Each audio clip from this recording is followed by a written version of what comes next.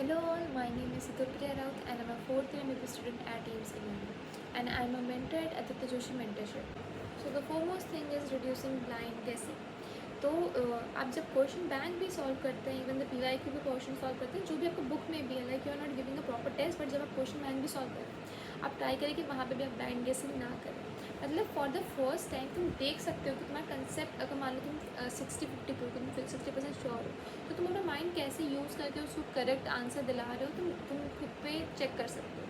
Like मतलब वो question मान लो तुम्हें आता भी नहीं है, बट तुमने किसी तरह लॉजिक लगा के, एंड वो लॉजिक सही होना चाहिए, कोई बकवास का लॉजिक नहीं कि मतलब जैसे ब्लाइंड गेस करके मार के नहीं. अगर तुमने कुछ करेक्ट कंसेप्ट लगा के क्वेश्चन सॉल्व किया है एंड थोड़ा टाइम लग रहा है, तो फिर यू शुड अप्रिशिएट योरसेल्फ कि तुमने अलग वे ढूंढा है एक क्वेश्चन सॉल्व करने का, नॉट जस्ट रट्टिफाइंग इट. तो इसीलिए वो सब पसंद है. But for the starting days and last days में तुम ये मत करना कि एक क्वेश्चन को 5 मिनट तक सोच रहे हो, इसका कंसेप्ट क्या था, तो यार वेस्टिंग का टाइम. भी तुम्हें करेक्ट आंसर मिल जाए 5 मिनट बाद, बट उस 5 मिनट में जो तुम 4 क्वेश्चन एक्चुअल में तुम्हें पता था कि वो क्वेश्चन आंसर उसका तुम्हें एक्चुअल में पता था जो सही है, तुम वो क्वेश्चन में भी स्किप कर दो, तुम्हें बस टाइम ना मिले. तो वो चीज़ लास्ट मोमेंट पर नहीं करना है. तो ब्लाइंड गेसिंग पे बोलूँ कि जो जब नीट पेपर देते हैं तो वहाँ पे बहुत सारे बच्चे तुम्हारे साइड में रहेंगे जो तुम्हारे साथ ही नीट पेपर दे रहे होंगे, एंड तुम्हें ऐसा लगेगा कि वो कुछ बच्चे आगे बढ़ जा रहे हैं, उन्होंने सारे क्वेश्चन किए, उनके तो सारी बदली हो चुकी है, एक भी क्वेश्चन स्किप नहीं किया है, शायद मुझे भी नहीं करना चाहिए. मतलब एक दो क्वेश्चन तो ब्लाइंड गेस कर नहीं सकता, उससे क्या ही हो जाएगा. फिर एक दो करते करते तुम्हें जितने सारे थे सब कुछ मार्क करने थे. एंड पता है मैंने भी अपने नीट पेपर में यही किया था, बिकॉज मैं उस इन्वायरमेंट से इतना यूज़ टू नहीं थी, मैं पहली बार नीट दे रही थी. तो फिर मैंने जब कर लिया तो लास्ट में मेरे 4-5 क्वेश्चन बचे थे, तो मैंने कहा 2-3 क्वेश्चन तो कर ही लेती हूँ, and I did 2-3 question, but ठीक है उसमें से कुछ क्वेश्चन ठीक हो गए या कुछ क्वेश्चन ठीक हो गए, तो बैलेंस आउट हो गया. बट आपको ये चीज़ नहीं करनी है, अगर आप श्योर नहीं है तो बिल्कुल भी नहीं करना है.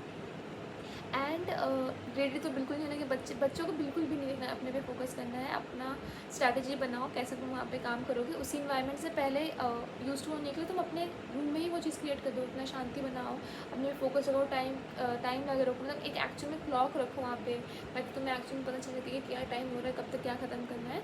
तो इससे क्या होगा, तुम यूज़ टू हो जाओगे उस इन्वायरमेंट से, एंड तुम जस्ट ब्लाइंडली गेस करना बंद कर दोगे.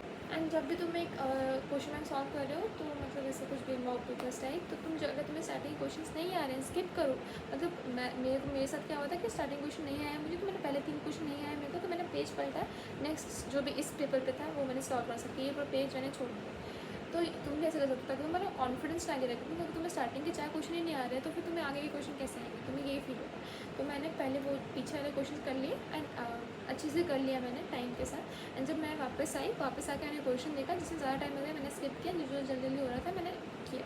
एंड मैं श्योर नहीं थी, मैंने उसको स्किप कर दिया. देन मैं फिजिक्स में गई, फिर केमिस्ट्री में गई. वैसे तो आप भी वैसे ट्राई कर सकते हैं. आप बस इतना टाइम वेस्ट मत कीजिए उस क्वेश्चन पे कि आप जो क्वेश्चन आपको आते हैं उनको वेस्ट ना करते. देन आप एलिमिनेशन मेथड का भी यूज़ करते हैं. अगर आपको क्वेश्चन नहीं आ रहा है तो बहुत सारे क्वेश्चन एलिमिनेशन मेथड से हो जाते हैं. मतलब कोई 3 तो बिल्कुल भी नहीं होगा, बिल्कुल भी नहीं, तो जो बचा है वही होगा. तो वैसे आप कर सकते हैं. तो मतलब 50-50 सिनेरियो जब होता है तो आप पे इंस्टिंक्ट पे डिपेंड करता है कि आपको कितना करेक्ट लग रहा है कितना नहीं. बट आपको अगर बिल्कुल भी श्योर नहीं है, बेस्ट चॉइस इज कि तुम उसे स्किप करो. And the biggest thing you can do to improve your accuracy through the question papers and question bank is कि तुम उसको एनालाइज करो. The biggest mistake people make is कि वो बिल्कुल भी एनालाइज करते हैं. मतलब 50% से ऐसे बच्चे एनालाइज नहीं करते होंगे. देखो अगर तुम्हें एनालाइज ही नहीं करोगे, तुम्हें कैसे पता चलेगा तुमने क्या मिस्टेक की है. तो फिर इसीलिए जब भी तुम पढ़ते हो या कोई भी क्वेश्चन देते हो, उसको 2-3 घंटे तुम एनालिसिस के लिए दो. तुम इसमें एक्चुअली पता चलेगा कि तुमने क्या ब्लाइंड गेस किया है, किसमें तुम श्योर नहीं थे फिर भी तुमने वो क्वेश्चन किया है गलत हो गया है, या किसमें तुमने बस तुक्का मारा है वो सही हो गया. उन क्वेश्चन को भी देखना है. मतलब जिसमें तुम्हें लग रहा है कि ये कंसेप्ट मेरे को आता था, फिर मेरे को उसमें टाइम क्यों लगा, वो तुम्हें पता होगा. तो इसीलिए तुम उन चीज़ों पे ही फोकस करोगे. एंड जो चीज़ें फैक्ट बेस्ड है, जैसे मेमोराइजिंग है या कुछ जो भी गलतियाँ हो गई, तो उनको नोट डाउन करो. एक सेपरेट मिस्टेक बुक बनाओ जिसमें तुम सारा भी करो, एंड जो तुम नेक्स्ट मॉक पेपर दोगे तो ताकि तुम उसको रिवाइज कर सको. एंड क्वेश्चन में देखो कि क्या हॉटस्पॉट है, क्या हाईली ईल टॉपिक्स जो भी आ रहा है, जो क्या एनटी हमेशा पूछता है, उन टॉपिक्स को एनसीईआरटी में मार्क कर लो, ताकि जब तुम रिवाइज करोगे तो तुम्हें ईजी होगा वो करने. नेक्स्ट थिंग इज़ कि जब भी तुम नीट में क्वेश्चन सॉल्व कर रहे हो, पहले राउंड में उन्हीं क्वेश्चन का करो जो तुम 100% श्योर हो. फिर नेक्स्ट राउंड में जब तुम्हारे पास टाइम बच रहा है, तुम उन क्वेश्चन को अटेम्प्ट कर सकते हो जिसमें तुम थोड़े श्योर नहीं थे, बट तुम अगर थोड़ा ज़्यादा दिमाग लोगे या थोड़ा ज़्यादा टाइम दोगे तो शायद तुम्हें क्वेश्चन आ जाएंगे, तो उन पर ही फोकस करोगे. मतलब एक डिवीजन रखोगे, पहले 100% श्योर जो क्वेश्चन उनको कर लिया, देन जो थोड़ा तुम थोड़ा ज़्यादा श्योर हो उनको देख लिया, थोड़ा ज़्यादा टाइम देके उनको कर लिया, देन नेक्स्ट में तुमको बिल्कुल भी नहीं आता उनको तो स्किप ही करना है। एंड तुम्हें जो भी गलतियाँ की है ना मॉक पेपर में जब एनालिसिस कर रहे हो उनको केयरफुली देखो। कभी कभी तुम्हें पता चले कि तुम यूनिट में गलतियाँ करो, मतलब बेसिक मिस्टेक्स करो ताकि तुम उसको आगे जाके सॉल्व कर पाओ। अगर तुमने सोचो यहाँ पे एनालिसिस ही नहीं किया तो तुम्हें सारा कंसेप्ट आता, तुम्हें सारा फॉर्मूला आता, तुमने सब स्टेप्स सही किए, पर तुम लास्ट में यूनिट ही नहीं देखे हैं, दो आंसर सेम थे बट उनका यूनिट अलग था एंड तुमने ए पहले देखा ए को कर दिया। वो चीज़ नहीं करनी। अगर और एक चीज़, जब भी तुम क्वेश्चन सॉल्व करो, जब भी तुम MCQ देख रहे हो तो वो लोग हमेशा ए को ऐसे बनाएंगे कि तुम्हें लगेगा वही आंसर है। तो जब भी तुम्हें लग रहा है कि ए ही आंसर है बट तुम बाकी तीनों ऑप्शन को भी देख लेना। कभी कभी मेरे अब भी तक होता है मेरे साथ कि तो मैंने ए क्वेश्चन सोच लिया बट मैंने जब नीचे गई नहीं सी तो मैंने को पक्का सही लग रहा है and C was the answer. तो इसीलिए कभी भी पढ़ना है तो चारों ऑप्शन को पढ़ के फिर ही डिसाइड करो क्या आंसर सही होगा। एंड हमेशा अपना एक वर्चुअल मतलब दिमाग में ही ग्राफ बना लो कि तुम कितना इंप्रूव करो। अगर जितने मॉक पेपर्स दे रहे हो तुम उसमें देखो तुम्हारा इंप्रूवमेंट क्या हुआ है, तुम जो फिर से मिस्टेक्स कर रहे थे क्या वो इंप्रूव हुआ है कि नहीं हुआ। देन अभी क्या कैसे क्वेश्चन करोगे, मतलब कंसेप्चुअल मिस्टेक हो रहा है या सिली मिस्टेक्स हो रहा है, तुम खुद ही एनालाइज करोगे तो तुम्हें पता चलेगा, तुम फिर उसी अकॉर्डिंग उसमें काम करना है। तो हमेशा तुम्हारा ग्राफ थोड़ा थोड़ा बढ़ना रहना चाहिए ऐसे, तो तुम स्टार्टिंग भी रह सकते हो बट कभी नीचे मत जाना, ठीक है। तो वो चीज़ मेंटेन करना। एंड फ्रैंकली स्पीकिंग नीट एक ऐसा एग्ज़ाम नहीं है जिसमें तुम्हारा टेस्ट करते तुम्हें कितना आता है, द एक्चुअली टेस्ट की तुम कितना कम मिस्टेक बना रहे हो। तो इसलिए stop random guessing, build a system, maintain the error log book and watch your accuracy to hit 95%। And अगर आपको एक ऐसा क्वेश्चन बैंक सॉल्व करना है जिसको एक बार करके रिवाइज करके बार बार एनालाइज करके आप नीट या कोई भी सब्जेक्ट्स में इजीली फुल स्कोर कर सकते हैं because it is completely NCERT based, तो फिर आदित्य जोशी मेंटरशिप ने एक बहुत अच्छी NCERT 99 क्वेश्चन बैंक लॉन्च की है for each subject, that is physics, chemistry and bio. And it is a limited time launch product, मतलब ज़्यादा दिन के लिए नहीं रहेगा तो फिर but it is available through out the year, तुम कभी भी इसको परचेज़ कर सकते हो। And what is this product, इसमें क्या होगा completely from every line of NCERT इसमें क्वेश्चन फॉर्म होंगे एंड नॉट बस वो जो थियोरी दिया उनसे ही नहीं, from the description, from the images, from the labelling, from the tables including the index, introduction, then summary from each thing. मतलब तुम्हारा NCERT से कुछ भी स्किप नहीं होने वाला है, तो उनसे क्वेश्चंस रहेंगे इसीलिए ताकि फुल कवरेज हो NCERT का। मतलब अगर तुम्हें पढ़ने का मन भी नहीं है पर तुमने NCERT का एक क्वेश्चन सॉल्व कर रखा है तो फिर तुम्हें वापस मुड़ के भी देखने की ज़रूरत नहीं है।